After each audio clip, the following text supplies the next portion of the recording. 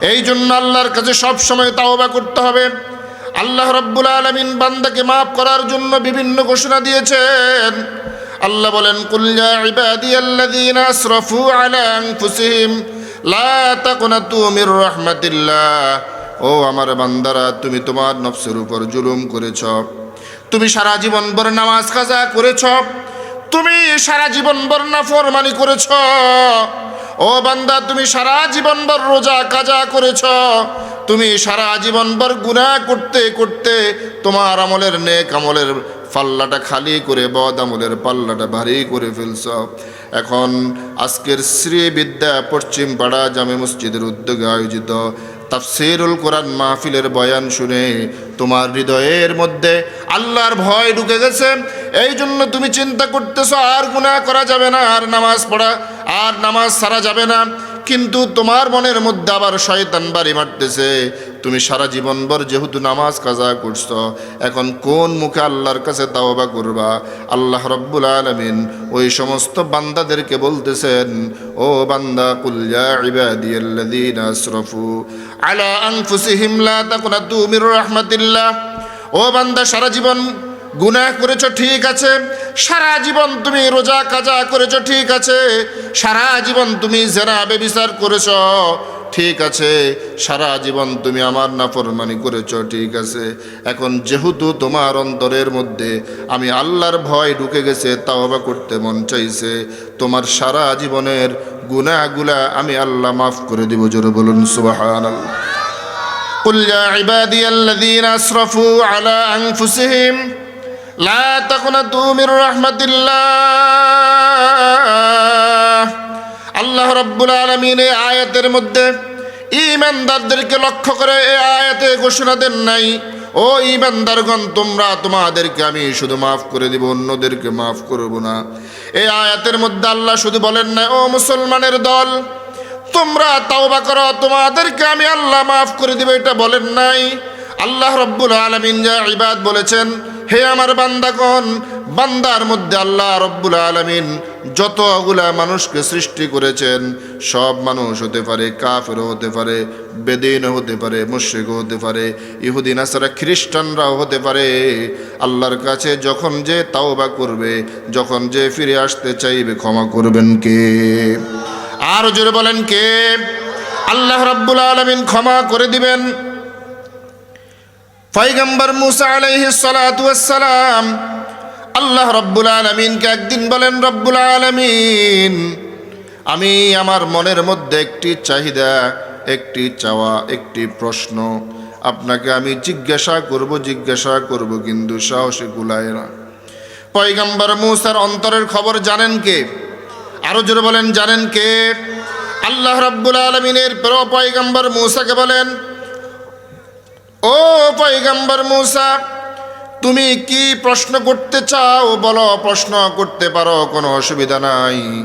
পয়গম্বর মুসা আলাইহিস সালাতু ওয়াস সালাম বলেন, রব্বুল আলামিন, আমার মনের চাহিদা হলো, মনের চাওয়া হলো, আমার সমাজের মধ্যে সবচেয়ে পাপিষ্ট নাফরমানি লোক কোনটা আমি একটু দেখতে চাই।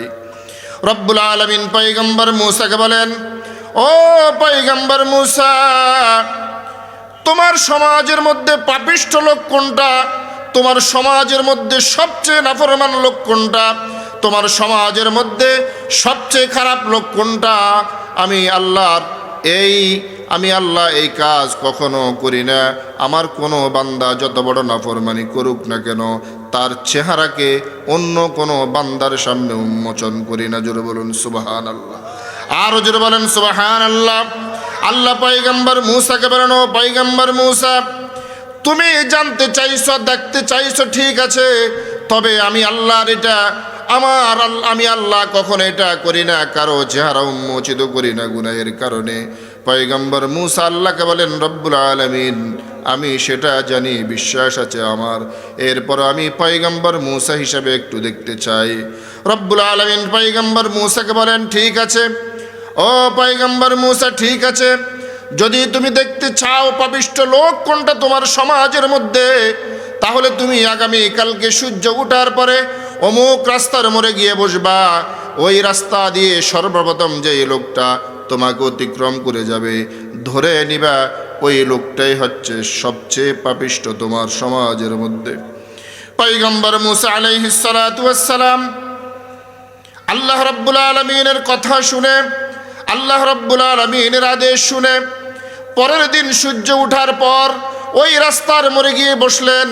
পাপিষ্ঠ লোকটাকে দেখবেন, আল্লাহর কথা শুনে পরের দিন ওই রাস্তার মোড়ে গিয়ে বসে বসে জিকির করতেছেন আর অপেক্ষা করতেছেন পাপিষ্ঠ লোকটাকে দেখার জন্য। কিছুক্ষণ পর পয়গম্বর মুসা দেখলেন একজন লোক দূর থেকে আসতেছে, একটা ছেলেকে হাতে ধরে আস্তে আস্তে আসতেছে। যখন ওই লোকটা কাছে আসলো, তার চেহারা যখন পুরাপুরিভাবে পয়গম্বর মুসা দেখলেন, পয়গম্বর মুসা আলাইহিস সালাতু ওয়াস সালাম তখন সাথে সাথে তার চেহারার দিকে তাকাইয়া টপ টপ টপ টপ করে দুই চোখের পানি ছেড়ে দিয়ে রব্বুল আলামিনকে বললেন, ওগো রব্বুল আলামিন, তুমি আমাকে পাপিষ্ঠ লোক দেখাইলা, ঠিক আছে, এই মানুষটা কি গুনাহের কারণে পাপিষ্ঠ হয়ে গেছে, কত পরিমাণ নাফরমানি করলে পাপিষ্ঠ হয়ে যায়, তোমার কাছে খারাপ হয়ে যেতে পারে। ওগো আল্লাহ, আমি নিজেই তোমার কাছে ক্ষমা চাই। এরপরে আমি আরেকটি জিনিস জানতে চাই আপনার কাছে।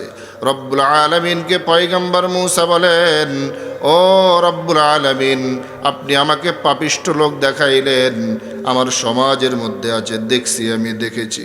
এখন আমার মনের চাহিদা হলো সবচেয়ে নেককার মানুষ আমার সমাজের মধ্যে কোন লোকটা বসবাস করে তাকে দেখতে চাই।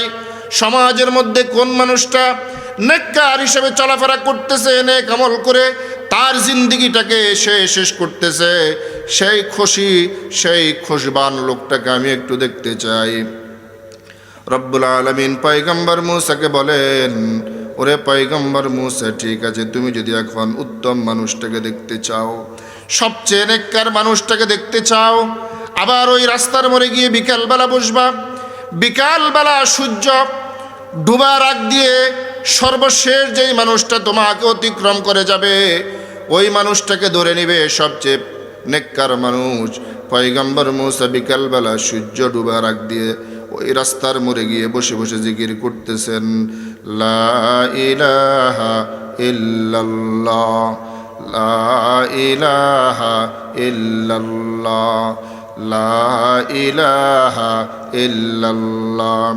পয়গম্বর মুসা রাস্তার মোড়ে বসে বসে জিকির করতেছেন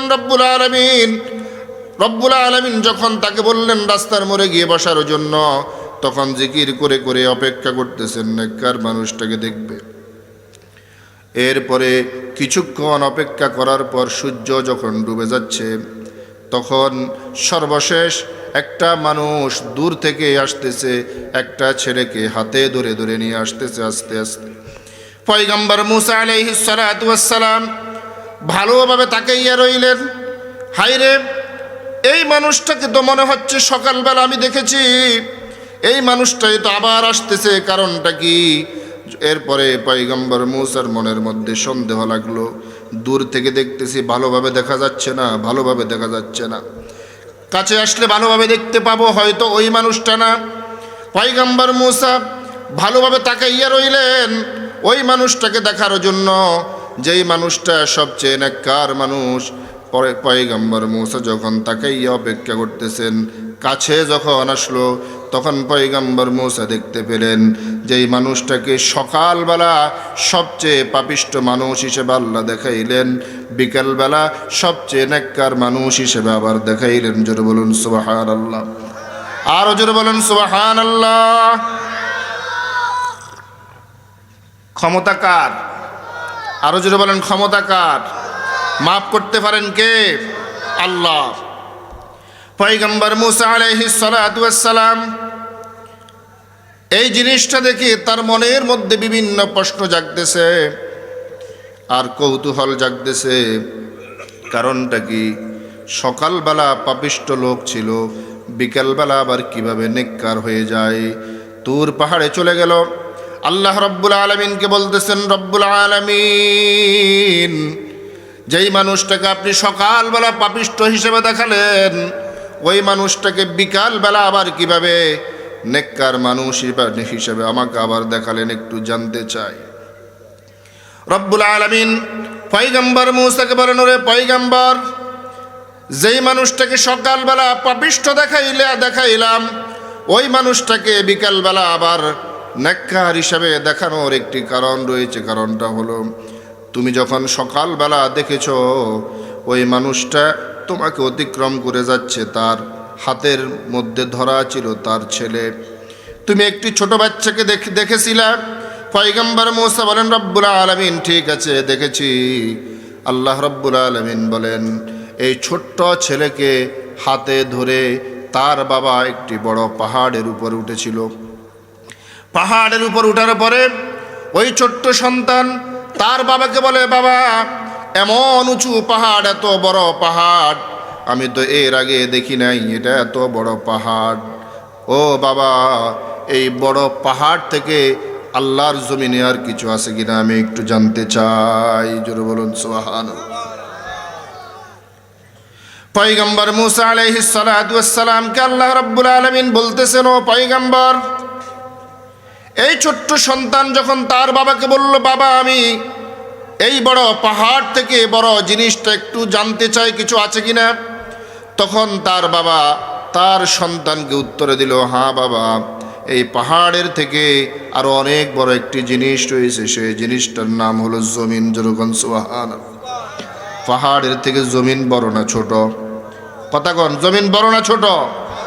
পাহাড়ের থেকে জমিন অনেক গুণ বড়, অনেক অনেক গুণ বড়। যখন বাবা তার সন্তানকে এই প্রশ্নের উত্তরটা দিলেন, এরপরে সন্তান আবার প্রশ্ন করতেছে। দেখবেন, আপনার আমার ছোট সন্তান যখন কথা বলা শিখে, তখন সন্তানরা কথা বলার সাথে সাথে, শিখার সাথে সাথে আমাদের অভিভাবকদেরকে, মা বাবাকে, দাদা দাদি, নানা নানিকে এক একটা জিনিস প্রশ্ন করে, বাবা এটা কি, ওটা কি, ওটা কি। বাবা যখন উত্তর দেয়, দ্বিতীয়বার আবার প্রশ্ন করে, বাবা ওটা কি, কথা ঠিক নেবে ঠিক। তার প্রশ্নের কোনো শেষ নাই। এভাবে পয়গম্বর মূসাকে আল্লাহ রাব্বুল আলামিন বলেন, ও পয়গম্বর মূসা, এই সন্তানটা যখন তাকে বলল, তার বাবাকে বলল, বাবা, তুমি তো বলেছ পাহাড় থেকে জমিন বড়, এই জমিনের থেকে আর কি বড় আছে আমি একটু জানতে চাই।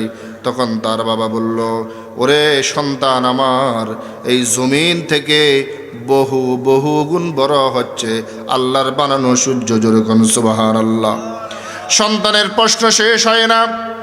এরপরে ওই সন্তান আবার প্রশ্ন করে, বাবা, এই সূর্য থেকে আর কি বড় আছে আমি একটু জানতে চাই। আল্লাহ রাব্বুল আলামিন সূর্য থেকে বড় কি জিনিসটা বানিয়েছেন। এরপরে সন্তানকে বাবা উত্তর দেয়, ও আমার সন্তান, এই সূর্য থেকে বহু বহু গুণ বড় হচ্ছে আল্লাহর বানানো আসমান। যেরকম সুবহানাল্লাহ। এরপরে সন্তানের এই প্রশ্নের জবাব যখন দিল, সন্তানের প্রশ্নের জবাব দেওয়ার পরে আবার সন্তান প্রশ্ন করল, ও আমার বাবা, এই আসমান থেকে আর কোনো কিছু বড় আছে কিনা। তখন তার বাবা সন্তানকে উত্তর দিল, ও আমার সন্তান, ওই আসমান থেকে আরো বহু বহু গুণ বড় যেটা আল্লাহ বানাইলেন, সেটা হলো আল্লাহ রাব্বুল আলামিনের আরশে আজিম। যেরকম সুবহানাল্লাহ। আরো আস্তে কন। এরপরে রাব্বুল আলামিন পয়গম্বর মূসাকে বলেন, তার সন্তান যখন জানতে পারলো আরশে আজিম ওই আসমান থেকে বহু বহু গুণ বড়, বাবা বলেছে, বাবাকে আবার প্রশ্ন করে, বাবা, আমি এরপরে তোমার কাছ থেকে জানতে চাই, এই আরশে আজিম থেকে আর কোনো কিছু বড় আছে কিনা। তখন তার বাবা দুই চোখ দিয়ে টপ টপ টপ টপ করে পানি ছেড়ে দিল।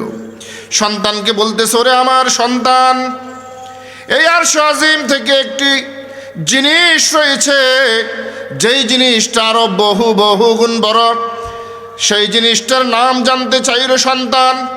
সন্তানকে বাবা বলে, ওরে আমার সন্তান, ওই জিনিসটার নাম আমি তোমাকে বলতে লজ্জা হচ্ছে, আমার শরম হচ্ছে, আমার বড় লজ্জা হচ্ছে, কিভাবে আমি তোমাকে বলি।